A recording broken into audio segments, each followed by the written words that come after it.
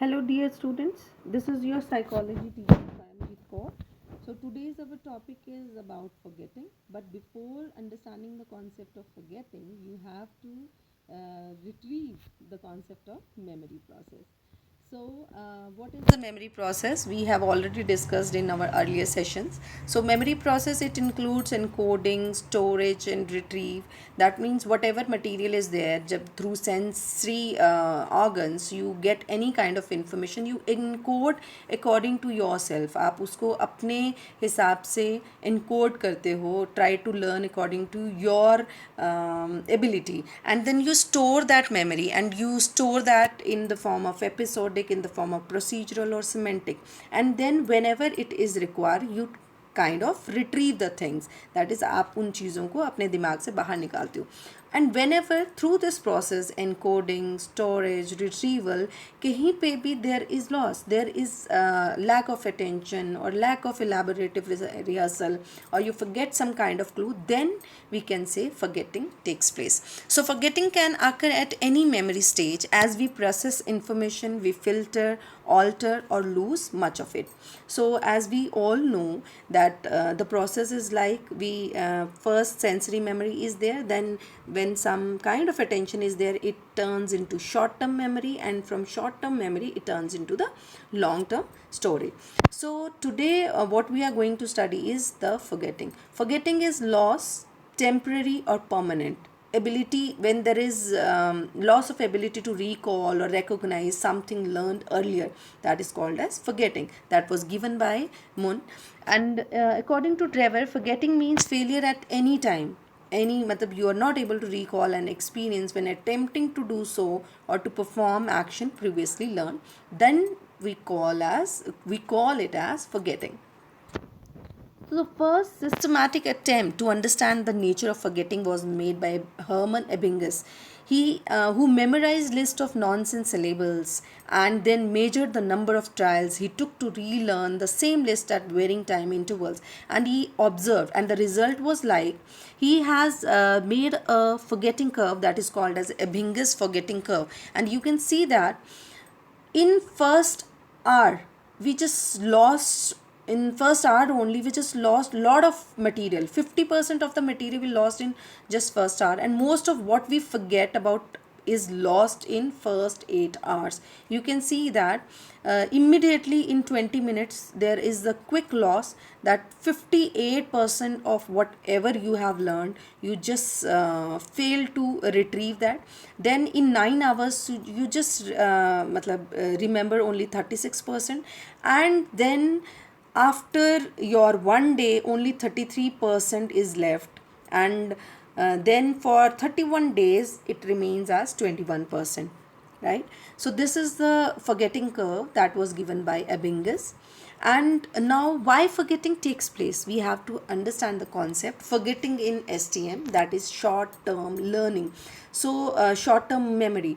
So whenever there is trace decay, you have some memories and you are not using it, then we forget. That is called as trace decay. And when there is displacement, when there is interference, then also you forget. Then when there is encoding failure, you have written, you are not able to retrieve, you forget the retrieval clues, then we say that there is forgetting. And then forgetting is LTM, that is long term memory.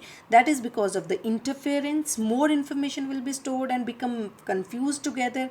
Then retrieval failures, then motivated forgetting. These are the areas, these are the basic process where forgetting takes place. Now we'll understand the concept, the three theories in your syllabus.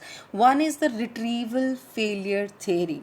So it refers to when we forget because we lack or fail to use right clues or prompts to retrieve what is stored in our memory. At times, for example, आप कुछ learn कर रहे हो, आपको river system learn करना है, और आप उस river system को encode करते हो अपने friends के साथ. गंगा और यमुना मेरे फ्रेंड्स थे, हम सरस्वती को मिलने गए. तो आप इस तरीके से when you make out the examples, so you learn it properly. But at times you fail to use the right clue. And this theory is often referred to as cue dependent forgetting. सो आपको याद होगा जब आप exam लिखने लगते हो तो आप कहते हो मुझे सब कुछ आता है, I know each and everything, just one single word if I remember I will write each and everything, right?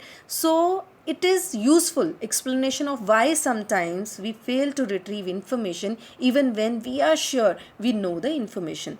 So retrieval failure is when there is external event, then sensory memory we attend, but there is problem in encoding. Somewhere we have not encoded properly, then it leads to forgetting. For example, have you ever tried to recall a fact or name of a movie or actor? At times जब हम कुछ गाना सुनते हैं तो कहते हैं कि ओ आई रिमेंबर सिंगर कौन है, मुझे पता है, मुझे पता है, एंड क्विकली suddenly वो it comes out of your mind, okay this was like this. So or whenever you are going somewhere आप कहते कि ओ मैं यहाँ क्यों आया था, मुझे यहाँ क्या लेना था. So this concept is related to retrieval failure theory, and this concept phenomena is called as tip of the tongue. This tip of the tongue is a state or feeling that occurs when individuals are aware of knowing something, confident that they eventually remember it but are not able to retrieve it from the memory at that point in time. When the sought after information is recalled, it recalls tend to occur suddenly, often seeming to pop out of the memory. So that concept is called as tip of the tongue phenomena. Now the next theory we'll talk about I have told you earlier is based on an assumption that when something new is learned, a physical change or chemical trace of the experience which contain the stored information is formed in the brain. जब हम कुछ याद करते हैं तो हमारे brain में कुछ ट्रेस बन जाते हैं, कुछ मेमोरीज. फॉर एग्जांपल हम जब पेज पे लिखते हैं तो वो पेज जो फॉर एवर के लिए रहता है, उसी तरीके से हमारे दिमाग में भी मेमोरी ट्रेस जो है वो फॉर एवर के लिए रहता है. But it is believe to gradually fade. अगर हम उसे यूज़ नहीं करेंगे, वो नोटबुक दोबारा से नहीं खोल के देखेंगे तो वो हमें भूल जाएगा. And that is what we called as trace decay theory. It is the gradual disappearance of a memory because the memory has not been thought about और retrieve from long term memory into the short term memory. तो आपने उसको retrieve ही नहीं किया, आपने उसको use में नहीं लाया, इसीलिए आप उन चीज़ों को भूल जाते हो because of the decay, because of the no use. So for example आप अपने कोई childhood, if a person does not dial their childhood phone number for a few years, आपके बचपन में जो हमारे पास लैंडलाइन नंबर था हमें बहुत अच्छे से याद था, बट काफ़ी देर से आपने उसको यूज़ नहीं किया है, तो you will fade, the memory will fade away.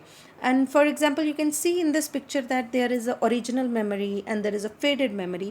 So therefore forgetting happens as a result of automatic fading of the memory trace in brain because of no use. When you will not use your the stuff, the memory you have learned, you have encoded, then obviously it will get faded away.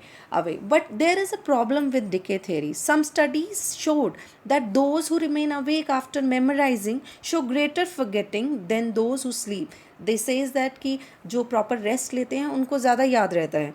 So then there is another criticism that after long the theory does not explain that why we don't forget driving.